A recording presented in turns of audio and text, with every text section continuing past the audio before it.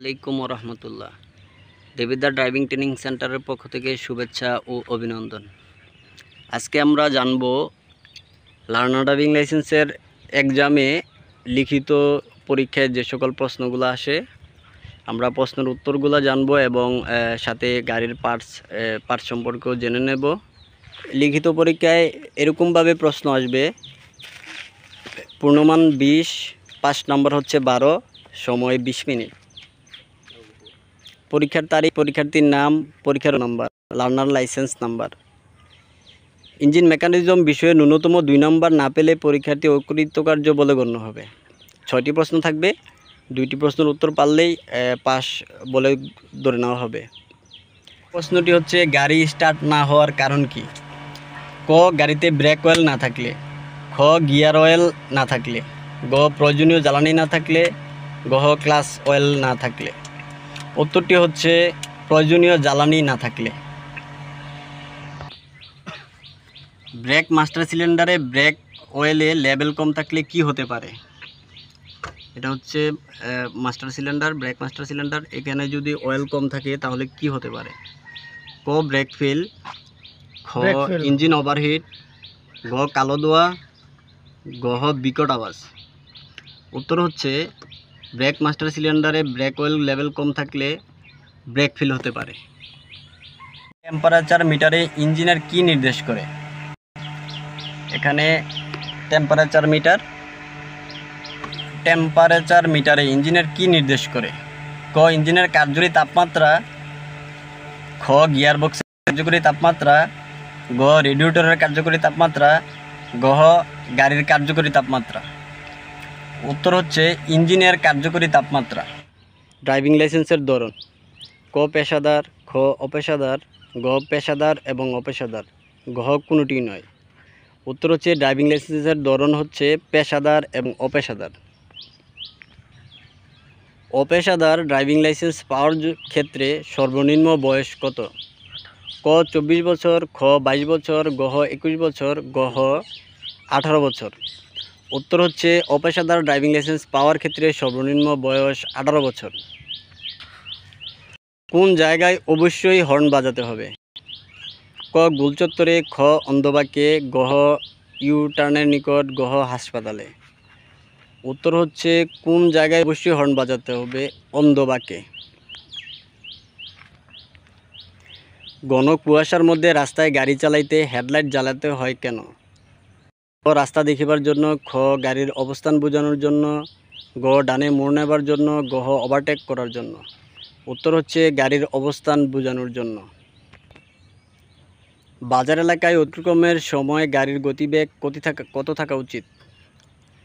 ক, 50 কিলোমিটার, খ, 15 কিলোমিটার, গ, 45 কিলোমিটার, গ, ট্রাফিক সাইনে নির্দেশিত গতিসীমা। উত্তর হচ্ছে ট্রাফিক সাইনে নির্দেশিত গতিসীমা। মোটর গাড়ির কাগজপত্র সর্বদা কে চেক করতে পারেন? ক, traffic police, police sergeant, Ansar ও সেনাবাহিনীর সদস্য, খ, পুলিশ সার্জেন্ট, আনসার ও বিআরটি এর কর্মকর্তা, গ, মোবাইল কোর্ট, ট্রাফিক পুলিশ ও সেনাবাহিনীর সদস্য। উত্তর হচ্ছে মোটর গাড়ির কাগজপত্র সর্বদা পোশাক পরিহিত সর্বনিম্ন সাব ইন্সপেক্টর পদমর্যাদার পুলিশ অফিসার, বিআরটির কর্মকর্তা মোবাইল কোর্ট চেক করতে পারেন। যেখানে ওভারটেকিং নিষেধ সেখানে ওভারটেকিং করলে কত টাকা জরিমানা? ক, 100 টাকা পর্যন্ত, খ, 200 টাকা পর্যন্ত, গ, 300 টাকা পর্যন্ত, গ, 400 টাকা পর্যন্ত। উত্তর হচ্ছে যেখানে ওভারটেকিং নিষেধ সেখানে ওভারটেকিং করলে 100 টাকা জরিমানা হয়। ইন্স্যুরেন্সবিহীন অবস্থায় গাড়ি চালানোর শাস্তি কি? ক, 200 টাকা পর্যন্ত জরিমানা, খ, 2000 টাকা পর্যন্ত জরিমানা, গ, 500 টাকা পর্যন্ত জরিমানা, গ, 1500 টাকা পর্যন্ত জরিমানা। উত্তর হচ্ছে 2000 টাকা পর্যন্ত জরিমানা। পেশাদার ড্রাইভিং লাইসেন্স পাওয়ার ক্ষেত্রে সর্বনিম্ন বয়স কত? ক, 24 বছর, খ, 25 বছর, গ, 21 বছর, গ, 18 বছর। উত্তর হচ্ছে 21 বছর।